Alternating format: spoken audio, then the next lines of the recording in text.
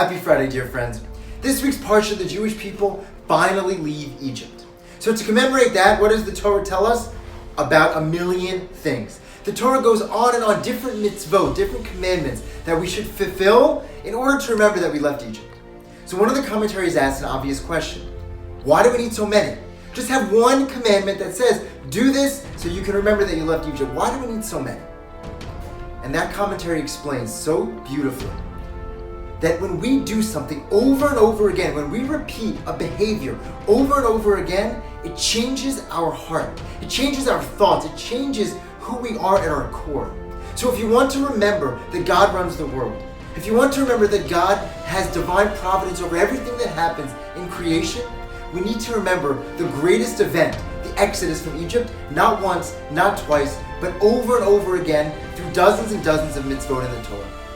And we all know this to be true.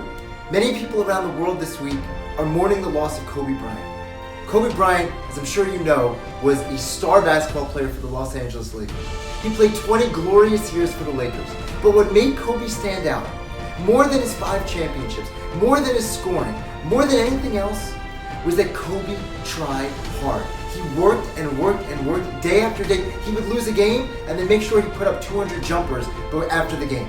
He would put up 1,000 jumpers a day in the summer because he knew that if you want to make that last second shot when it matters in the NBA Finals, you have to be the kind of person who will be repetitively, day after day, week after week, year after year, repeating the same patterns. And my friends, I urge you to look up something called Hebb's Law. It's an idea in neuroscience which basically explains that when our brain circuits are formed, the way we're able to relearn things and to make habits is just by doing things over and over again. That's why learning how to ride a bike or drinking when somebody feels stressed, all of these repeated behaviors are all caused by our brain circuits activated in a certain way.